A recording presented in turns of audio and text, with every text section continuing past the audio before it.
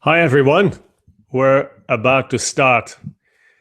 Let me see if I can take this slide off and we go straight into the video. There we go. Hi, not wearing my glasses today, experiment. Working with two cameras, so sometimes I will look you in the eyes and sometimes I will look you in the eyes. It's a bit of getting used to. Those who bought the premium version of the last webinar about active characters will know how much better that actually looks. I'm actually handsome, believe me. Good. Today, a few things before we get started. Welcome to all the people who are for the first time. Great to see you. And obviously, a big welcome to the loyal fans from everywhere in Australia and the world. Let me see if I can keep an eye on the chat. We've got Melbourne, Hobart, Gosford, Detroit, first timer. Tine, no idea how to pronounce that, but I now do know how to pronounce Tiger from last time. I hope we have Tiger on the call today as well. Sarah, Katie, Steve from South Australia. Matt's here for the first time. Welcome, Matt, as is Tim. A few familiar faces, not just from the webinars, but from the screenwriting scene here in Australia. Great to see you all. Joanne from Wagga, not your first webinar. Russell from Canberra. Russell is a screenwriter, is actually waiting for feedback on a pretty damn good draft of a screenplay that's in the accelerator. Dino from LA, welcome Dino. Good, so what's going to happen today? I'm going to talk a little bit about my experiences with presenting, and I've been extremely fortunate. I'll explain what sort of successes I've had, and yeah, I hope you can replicate those. Some people last time had trouble with their internet connection. If that happens with you today, keep an eye on your screen at the bottom. There's a reconnect button. So if you lose connection, you can reconnect there.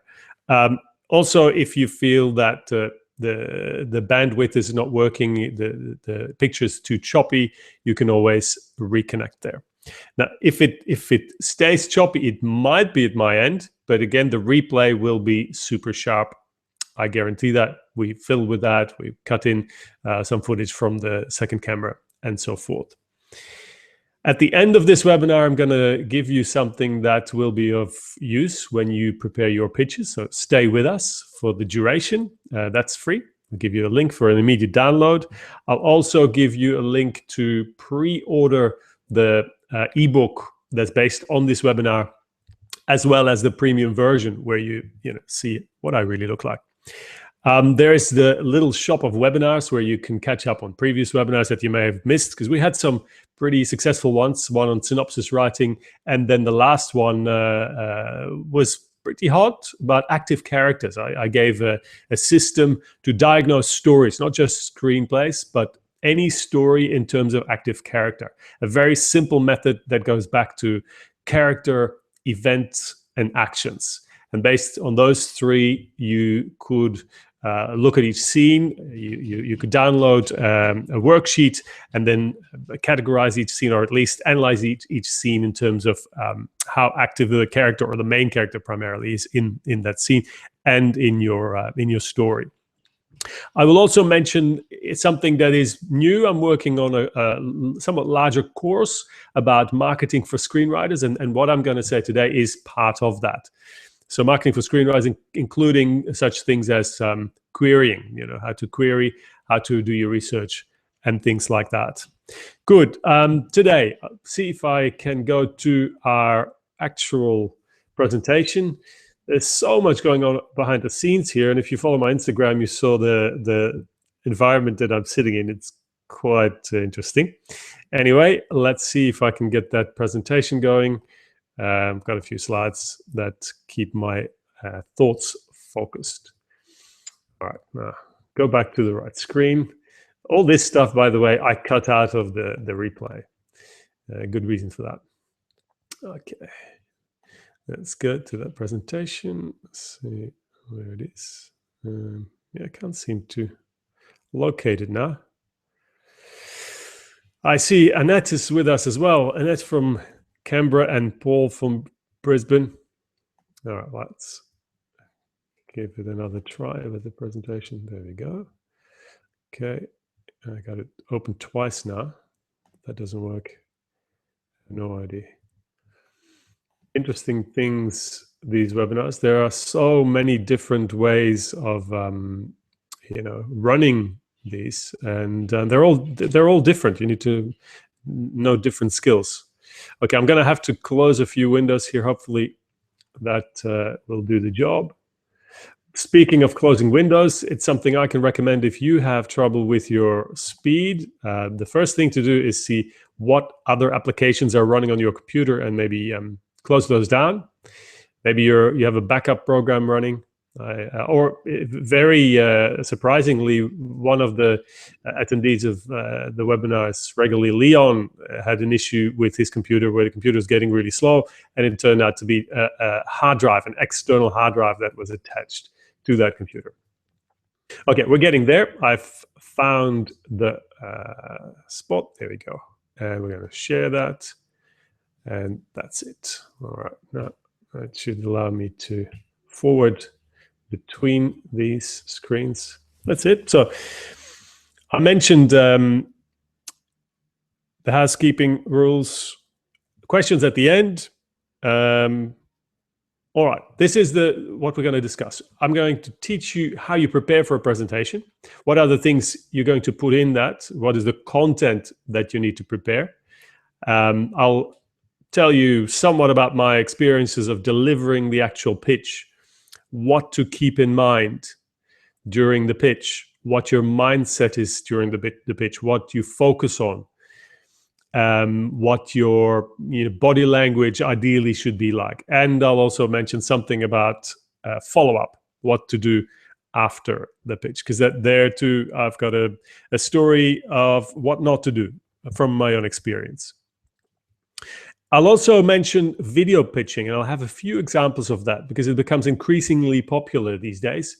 A lot of people do video pitching, and it can be extremely successful. I did a video pitch at some point as well, and that got me the result I wanted and more. So let's focus first on what you do before. I've got a story here. I've got an interesting story, and we're going back about 20 years to the days when MTV was still cool. I was working for radio, and I'd achieved pretty much all I wanted at radio. And then a friend of mine put my name down for an audition at MTV in London. Audition at MTV at the time was pretty much the only music television that existed. It was so successful that Dire Straits had the song about it, remember?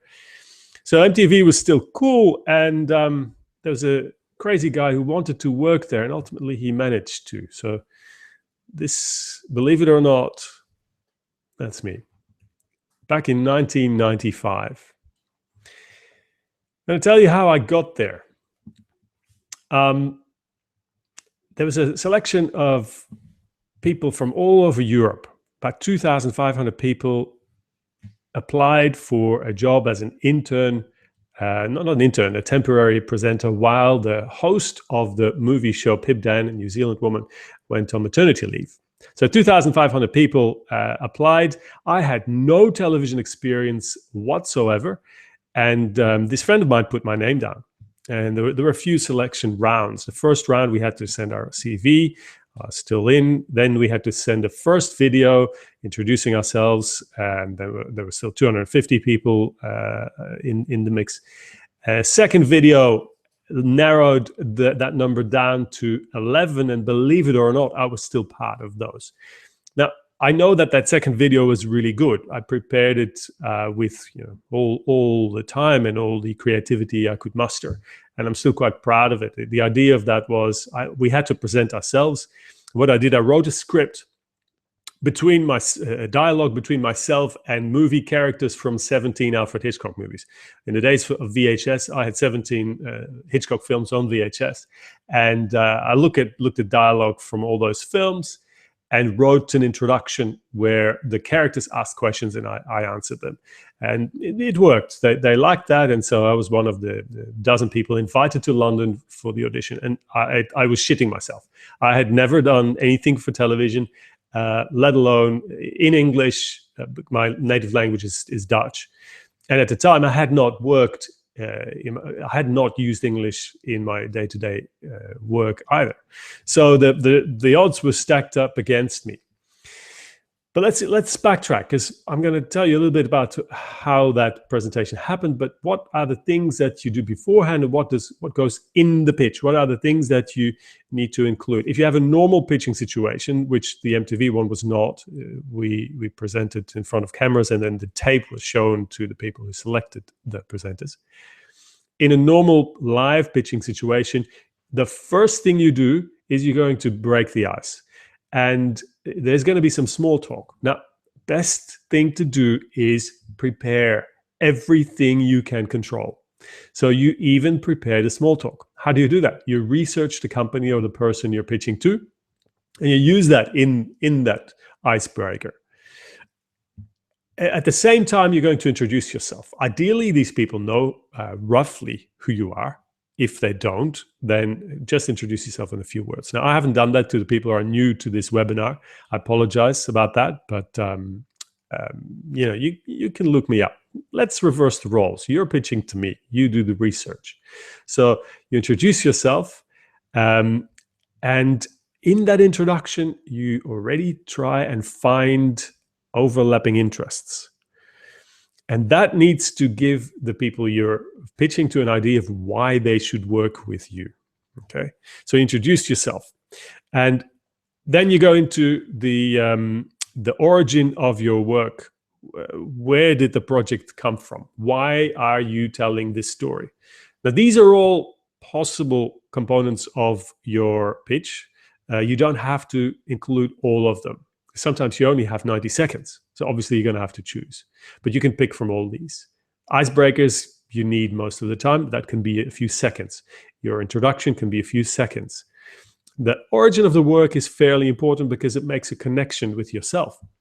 And from my own experience listening to students pitching, I'm most interested if those students first establish an emotional connection with the work and therefore with me. So they need to give me a reason why they are telling that story. And that doesn't mean that story needs to be a true story. It needs to be something that they're truly invested in. So that is critically important. Only then comes the time to talk a little bit more about the project. What sort of format is it? Is it a documentary? Is it a web series? Is it a feature film, television, drama? So tell us a little bit about the format, the genre. The tone is critically important because some people are looking for a particular tone or particular time slot on television. And then the style that you have in mind. You may be a screenwriter. You may ultimately not have much to say about that style, but it's good to have a vision, to have a complete vision.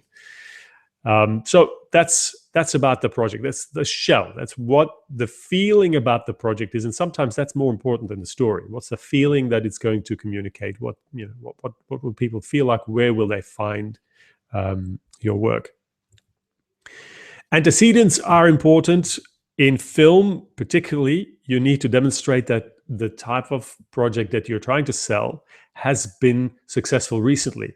If you're asking for people's money or people's investment of their time, they want to know that's well invested. Most people are not mecenas. They're not, what do you call it, champions of the art. They want to make some money out of your project.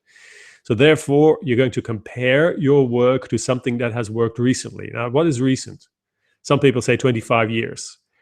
The higher the stakes, the bigger the project, the more recent the examples need to be. In Hollywood, people look at the past 6 months. They don't go 5 years back, let alone 25 years.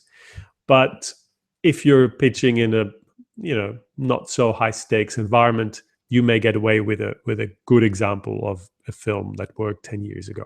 But you need to give them. You need to give them that, not only to demonstrate that you're working on something that may be successful, but also to give the people you're pitching to a better idea of what it is. Again, the flavor, the tone, the style. The best way of nailing that is using those antecedents.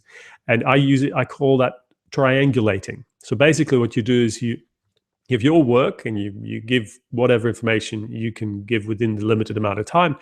And then you give two other examples that are not the same, that are slightly different, but with those two added to what you've told about your own project, the audience gets a fair idea. So you triangulate what your project is about using those antecedents.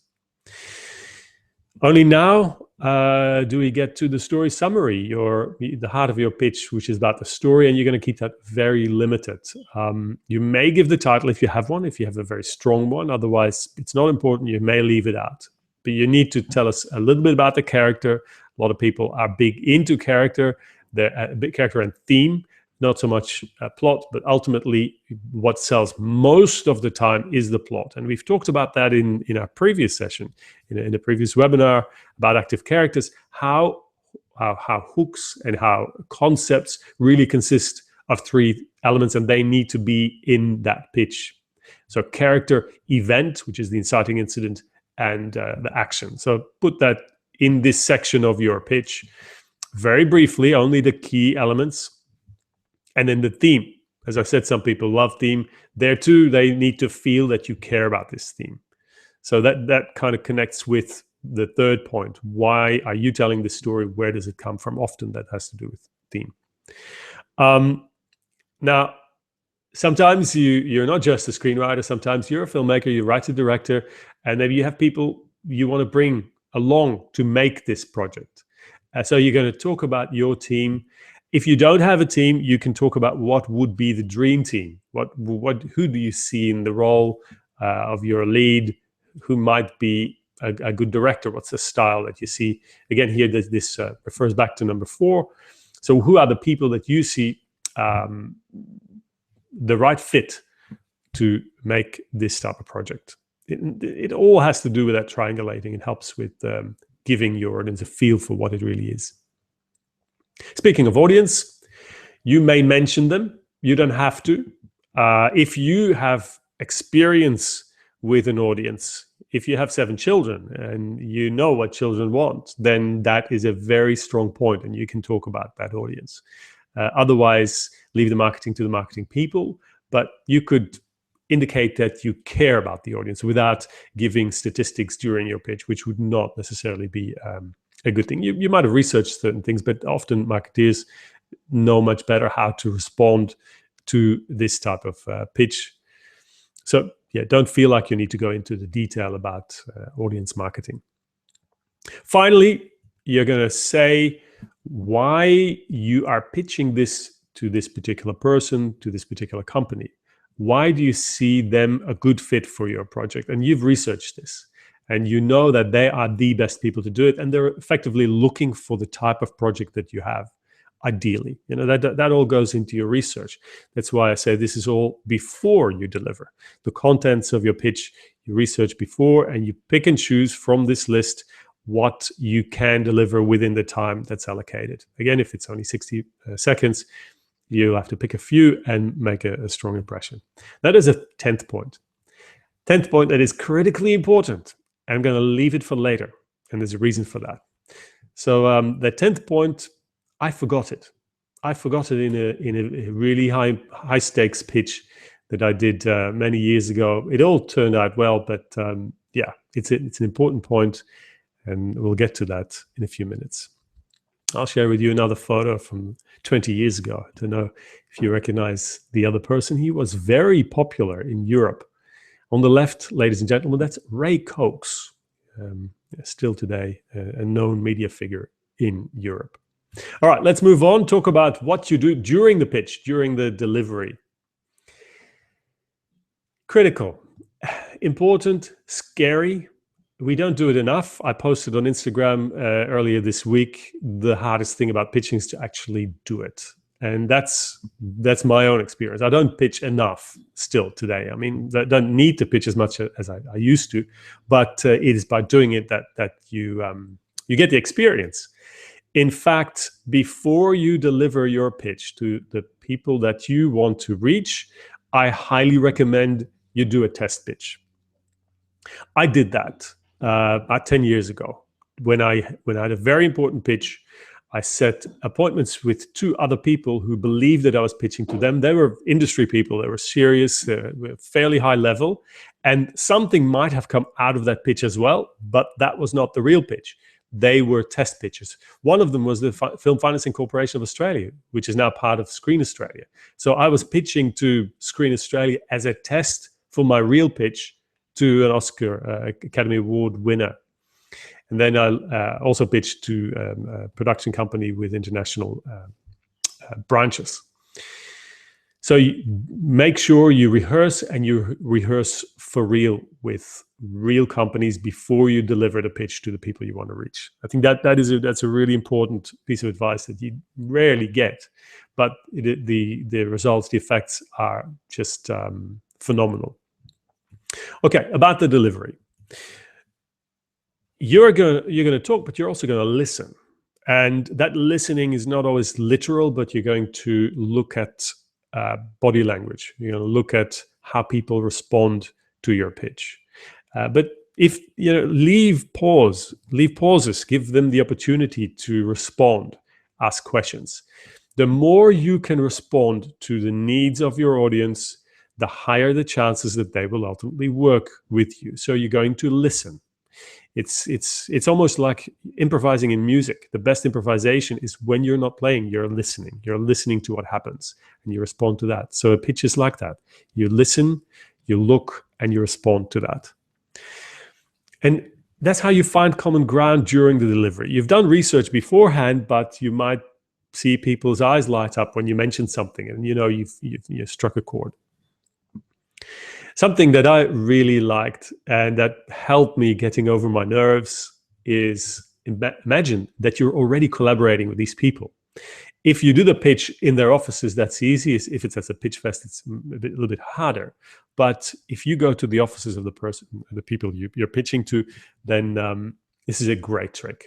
I love that, and it works a treat. So picture you're already collaborating. Number 4, this may well be the most important of this part of the delivery. Think about the other person's interests while you're delivering the pitch. This sets your mindset. We'll get to mindset in a minute. Think about the other person's interests. The typical phrase, what's in it for them? That's what's on their minds. What's in it for them. Always be passionate. I should not have to give you this advice. That should be self-explanatory. If you care about your project, you're going to be passionate. Love the process. Easier said than done. I don't love it. But there are certain parts of it that I love. I love the research. I love what goes around it. I love everything before and everything after. The actual pitch is torture until the point when you go in the zone, and sometimes that happens. The first few moments are horrendous. They're terrible. They're frightening. But sometimes you get in the zone, and then it's possible to love the process. Now, some people say you cannot read from a page, you cannot hold anything in your hands. I would say use whatever makes you feel confident, because sometimes it helps to get a little bit more confidence than you're used to. So don't worry, bring an index card, bring some notes. Even if you don't use them, at least they're there. They're there. You'll feel more confident. You'll do a better pitch already by just knowing that if anything happens, it's there. Maybe you need to hold it in your hand. When I was pitching a project with my fellow collaborator, Wojciech, we had developed genre film, a horror film. When we were pitching this at Spa Mart on the Gold Coast, we brought a bust. We brought the bust of the creature, the head of the creature of the film. The Wojciech, who's a designer, he had created that. He brought that, and it diverted the stress away from us. It kind of, diverted the attention to the creature, and we felt more relaxed. So bring anything that helps diverting that attention away, so you can breathe, which is something we'll get to in a minute as well. Keep it brief and keep in control. I would say if you get 5 minutes to pitch, pitch for 3. Get your whole pitch done in 3 minutes. Don't rush it. Try and deliver a relaxed pitch in 3 minutes and leave 2 minutes. Your audience will thank you because they have another 25, maybe 50 people lining up, and now they can breathe. Maybe they have questions and they can come up with the questions now. They'll be grateful for the fact that you finish early. Obviously, no need to say that finish late is the worst thing you can do. So don't go over the time. So keep it brief and keep in control, which means you decide when the pitch is over. So if it's shorter than the allocated time, then you are in control. Then you decide, you can have the last word, and that gives you a certain level of power, which is in these circles sometimes very handy. Now, you also need to show that you are active in the industry. You need to show your knowledge. You need to show that you've done your research, and you also need to show that it is your passion, that you live for this. It's not a hobby. Don't make it feel like you only do this type of stuff over the weekends, because if you want to work with these people, it is professional. It'll be your day job. So show professional knowledge and interest. Makes a whole lot of difference. Now, one piece of mindset that may help you in being relaxed is realizing that, after all, it is only a pitch. It's only one pitch. There may be many more, and you may be doing other things, other important things in the industry, and definitely in your life. I would hope so. But failure also has its upsides. If for whatever reason the pitch doesn't work out, it doesn't have to be your fault. You will learn something from it. So it is only a pitch. So don't go in and think that you might die. Well, that's another thing I will talk about in a minute. All right, time for a break. Some of you know Pitching Guy. I use this video in my classes. I love it. It's very funny. Let's have a look at Pitching Guy, who will show you how you deliver the perfect pitch.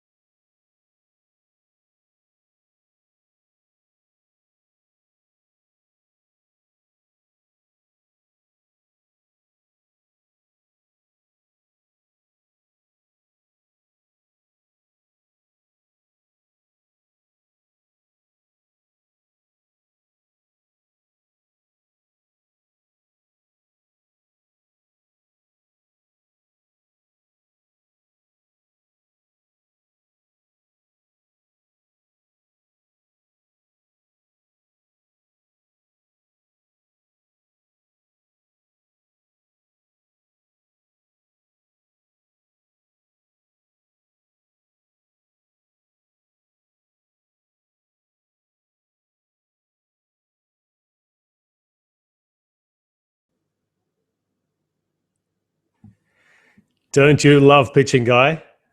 I just adore him. I bring him back every time. The perfect pitch, it's all there. Okay, well, your homework is going to be to analyze that in the replay and do a bullet pointed list of things that he did right, and longer bullet pointed list of things he did not do right. And you might even go into the actual story pitches, into the concepts, because they did sound like high concept, but there was something wrong with them. And maybe you can figure out what that was based on the information I gave in the active characters with events and actions webinar. We'll have another video in a minute, which has there's four components in the video that's coming up about video pitching, and one is, if I thought a very original pitch. They're real pitches, by the way, that are coming up. One is a simulated pitch to a studio executive. So the video is to be sent to studio executives to kind of mitigate their concerns by showing those concerns and then eliminating them. So we'll watch that video in a minute. But the most important issue here with Pitching Guy was his attitude, his mindset. And my slogan is don't be a megaphone, and that's what he was. He was a megaphone. Don't be a megaphone, be a magnet. So don't be a megaphone like Pitching Guy, forcing yourself upon your audience, but make sure that they're interested. Make them ask questions and make them come to you. Far more effective strategy. Although, if you can impress in the way Pitching Guy did, maybe then you should.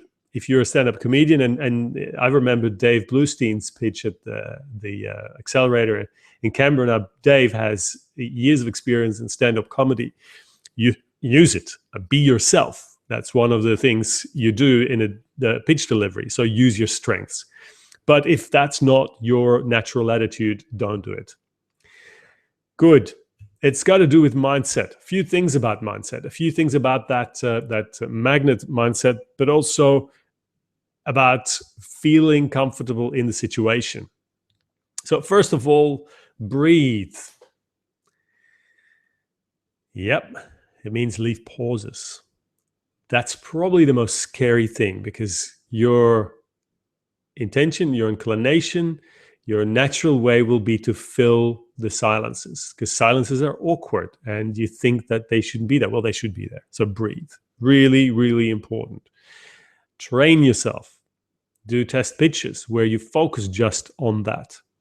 I mentioned before, be yourself. No matter who you are who you are, and you cannot cover that up during a pitch, which in itself takes you out of your natural environment, out of your comfort zone, and it'll come through. So be yourself, relax in it, and find the fun. As I said earlier, maybe imagine you're already collaborating with these people.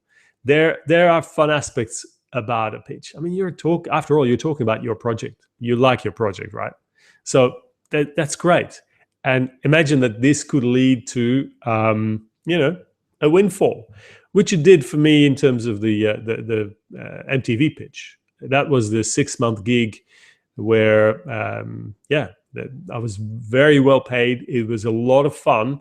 And I tried to find that fun in the delivery during the audition. Not easy, but when you prepare, you rehearse, you get all the stuff out of the way that you're scared of, and you practice it so it becomes second nature. Then you can focus on the other things, and sometimes it indeed becomes fun. Take control. As I said, that works if you have a limited amount of information to get across. If you have too much, it'll be daunting and you'll feel lost. So no, you control the meeting as much as you can by the pacing and by deciding when it finishes. Now, there's a great video on YouTube, and unfortunately, it's very, very bad picture quality, and it is Michael Veazey. Michael Veazey is probably the world's best-known publisher of screenwriting books. He's the man behind the scenes. He's not normally the teacher. He's the publisher. Now, Michael Veazey gives advice to a young woman on how to pitch, how to behave during the presentation. And one of the things he said, you got to own the room, you got to own the space and feel the space and move in the space and use your body and your arms and your hands. So own the room and feel that you're, rather than, because we'll be inclined to make ourselves small, we're scared, and we're going to, sit back or, shrink.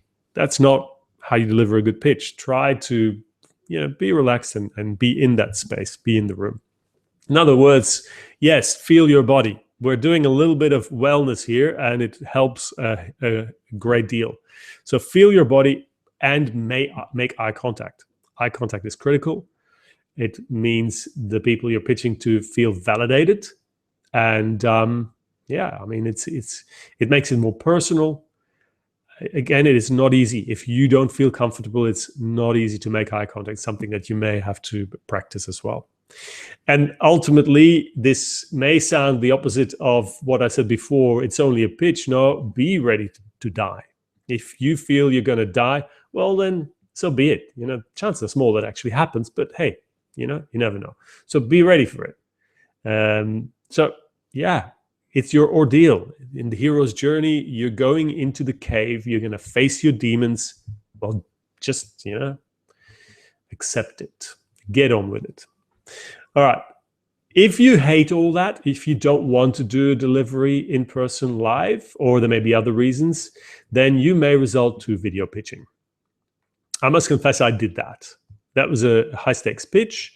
We were invited to Weta Workshop in Wellington to pitch to Richard Taylor, three-time Oscar winner for Lord of the Rings and other films. And we didn't want to stuff up. So we didn't want to leave anything to chance.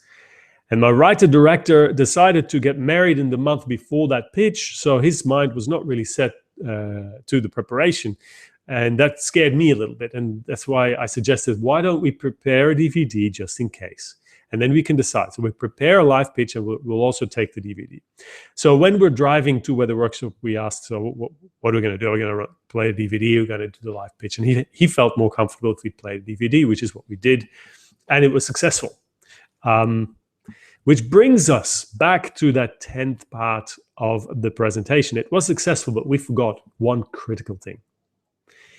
We did our presentation. We played the DVD. At the end of the DVD, Richard Taylor looked at us and said, that was great. I want to be part of it. What do you need? What can I do for you? And we were baffled. First of all, we were obviously, we were delighted, but we were so excited we didn't know what to say. We had not thought about it. We had not thought it through, what exactly we were asking from them. So the 10th thing is the call to action. We had no call to action. These days, people are more aware of it. Marketing is more mainstream. People do Kickstarter campaigns, and there's always a call to action at the end of those videos. But when you do a live pitch, include the call to action. Ask your audience what you want from them. In the case of this pitch to Richard Taylor, Richard offered. He said, "What do you need? Do you need the creature?" He said, "Yeah, we need the creature. Oh, we can make the creature for you. We can do animatronics. We can do, another life-size bust, whatever you need. Miniatures? Do you need miniatures? Yeah, we need miniatures." So he offered everything we needed, and he was willing to give that as an investment. He was not asking money for that. Despite the fact that we had no call to action in our video. He was so enthralled by the presentation itself. So yeah, make sure you have that call to action. You know what you need to ask.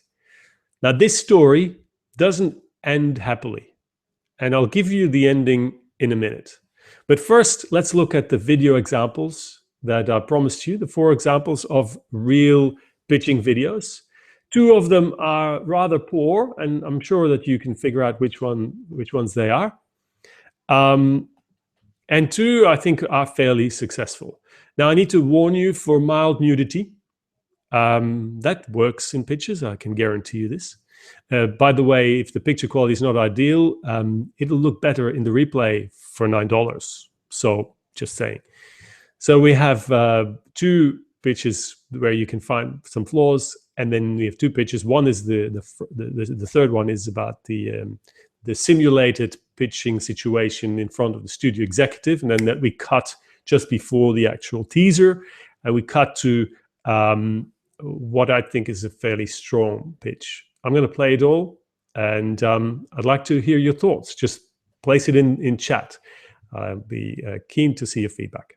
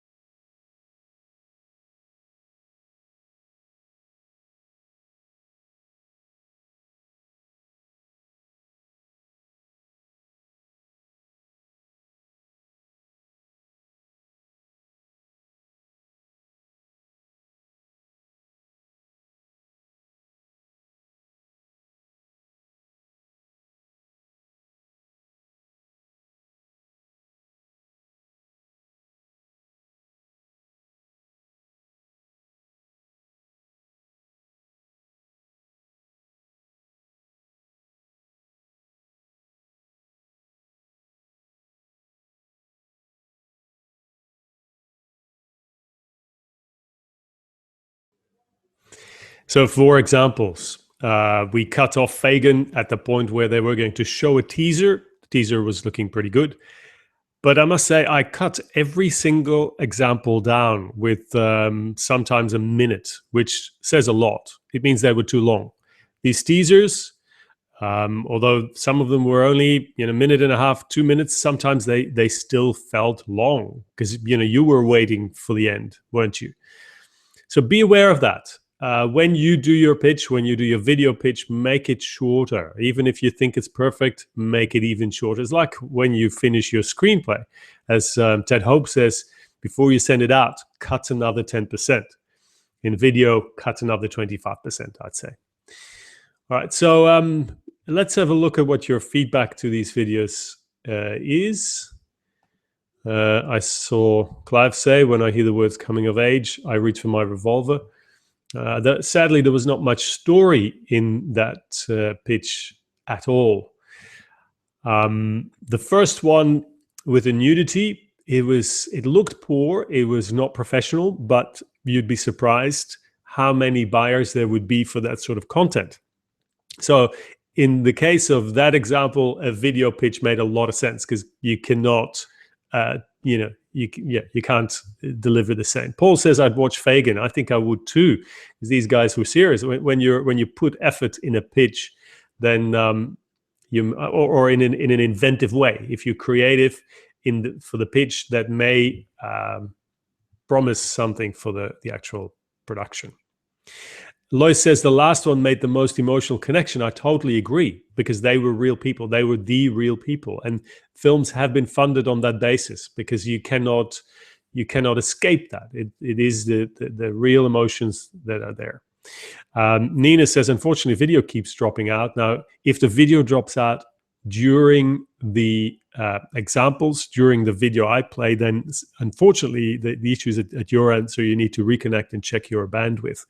If there are issues while I'm presenting, it could be both. It could be either. It could be either my end or yours. Good. So, yep. Lois also says, I'd watch Fagan. Yeah, there are a whole lot of pitch videos. I was limited because I can't use YouTube content in these calls. I can in the replays, I can in the premium version, but not in this version. It's just a technicality with the rights. I can play existing YouTube videos, but I cannot edit them, unfortunately. All right, let's move forward. We're about to wrap up. In terms of the follow-up, I was going to say something about that. You've delivered your pitch. You've done all that. You've made all that effort. Now you need to make sure that you deliver on what you have promised to your audience, your producer, your company. That's where our pitch went miserably wrong. We promised a new draft within the month because we did a pitch of about 15 minutes with most of the story in a fair amount of detail. We had storyboards, we had music, we prepared music, and for fun, I'll just post that music on our webpage. But you need to follow up as you promised. We promised a script within a month, and we didn't deliver. We didn't deliver it within 3 months. We didn't deliver it in 6 months. The next script draft was there 1 year later. At that time, obviously, the context had gone cold. And that's where the collaboration between me as a producer and the writer-director ended on this particular project, because I just couldn't work like that. And it, you lose face with your industry contacts. So following up, critically important. More detail about that, following up on queries, is also in that course that at some point I will offer to you. It's not ready yet, but marketing for screenwriters. If you're interested, send me an email and you may be part of our early trial. So before we finish, a few things. I'd like to make it easy for you. If you liked this webinar and you want to know when the next ones are, you can subscribe automatically. So each time I do a new webinar, you will receive the invitation and you'll be pre-registered. You can do that if you register for the next one and then click on this button that says, yes, subscribe me. Some of you have already done that. In fact, 80 people have done this so far. You can get the replay of this for $0. So the replay link will be posted to you. And as I said, the earlier webinars you can find in the little shop of webinars. You can buy this one if you pre-order it for $9, and that gives you the ebook that I will deliver in about 10 days, in any case, before the next webinar, as I did with Active Characters.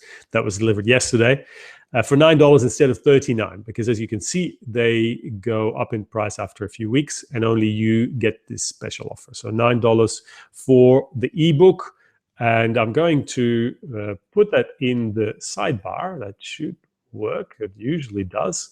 So if I click this button, then that should go into the sidebar. You should see it in a few minutes. All right, off we go. Good, so $9 today, $39 next week. So you pick, or maybe you say you've got everything you needed from this. I have something interesting that will be in the ebook, quite unique. That is the query for a project that ultimately went on to make hundreds of millions of dollars. And I've got the original query, which I received on my desk at the time when the guys were marketing this. And going forward, I'll give you a screenshot of what that, if you click through, you will get to our webinar shop, where you find all webinars of previous weeks. And as you could see, they go up to $39 today, $9 only. All right, now, because you stuck around, it's nearly 5 minutes to the hour. I'm going to give you a free copy of this pitching checklist, which I put together a while ago, but I haven't really publicized that. So let's see if I can give that to you. Oh, I thought it was in the... No, it's not there. Ah, yeah, okay. This is how I do it. I'll put it in the... yeah, if you look at the sticky, that's where the link is. So just above the chat, a few minutes ago, you saw a link appearing. You may have to copy and paste it, and then put it in your browser, and you'll get the pitching checklist. Good. All right, this is the marketing course. Let me know if you're interested. Has a number of sections, such as introduction, preparing to sell, prospecting, querying, and then what we did today, the pitching part of it. Upcoming webinars, the next one is in 2 weeks' time. Is it 2 weeks' time, or is it 4 weeks' time? It's 4 weeks, isn't it? Yeah, the 9th of April, that's 4 weeks from now. I'm going to share the secret code of loglines. I have a very particular approach to loglines, and I'm going to teach you the formula. It's consistent with the Active Characters webinar and what I teach on, or at least what you can find on the Logline It website. After 9th of April, we've got a webinar about meaningful stories, and that maybe in the context of that last pitch you saw, we're going to look into, is it possible to tell stories that matter in a world where it seems people are only interested in hero stories, superhero stories, and comic book adaptations. So we'll look at how you can approach that, because there is a way of telling personal stories and still get through the noise. 7th of May, Hero's Journey webinar about moving and moving on, the thresholds. In fact, I've decided to do a few more Hero's Journey webinars because a lot of people have asked me.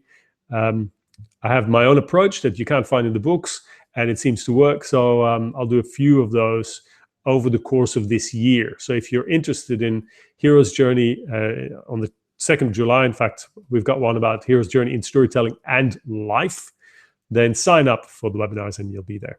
I still have an open slot on the 4th of June for anything that you want to be covered. So send me your suggestions via email. I'll see if I can do it. On the 18th of June, we have a webinar about script perfection. That's where I go into how important it is style. How can you sell a screenplay even if your concept is hyper low concept? So it is possible. We'll look at script perfection and style. All right. We've had a few questions. We're going to go through it very quickly because our time is running out. Let's have a quick look. I need to change screens here all the time. Here we go. Matt asks, how do you phrase your language when you picture yourself collaborating? Is it presumptuous to say we, for example? Yeah, I would not show it, but it's a mindset. And it's really about feeling that you are part, and maybe using the word we is pushing it a little bit too far. So it's really about the mindset, about picturing yourself rather than behaving like that. Phil says you're going to talk about your six-figure pitch success. That was the MTV job. I was the least likely person to be picked there. No TV experience. And out of 2,500 people, I prepared. I followed my own steps, and ultimately that resulted in success. And $100,000, more than $100,000 in 6 months. So nice. Katie, do these same principles apply to a written pitch?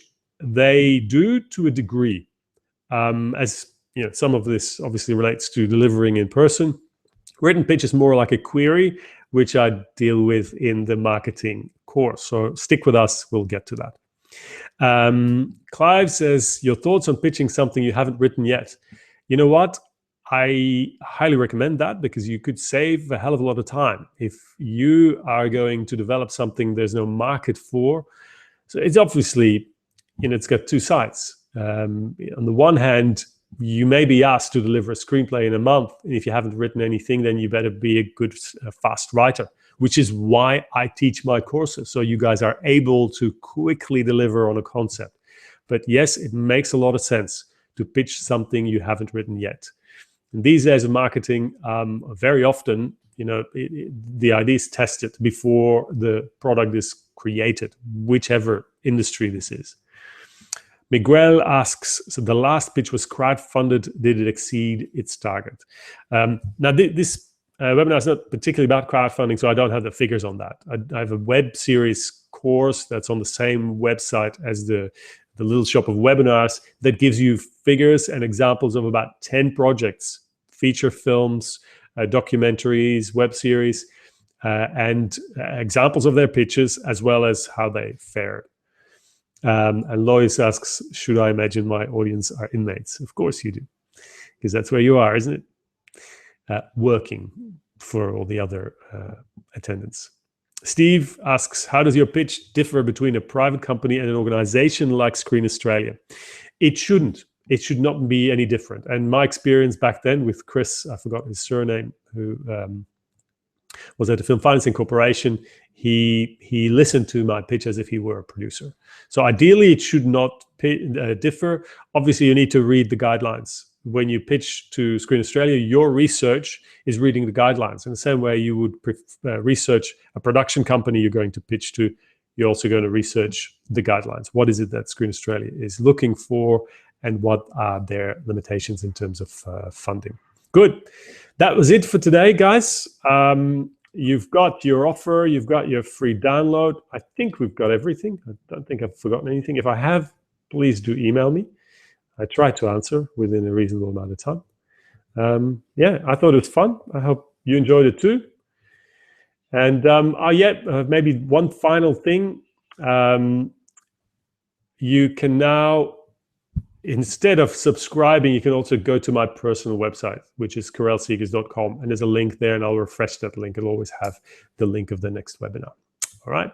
So anything else, just email me. Thanks for joining, and see you in about 4 weeks' time.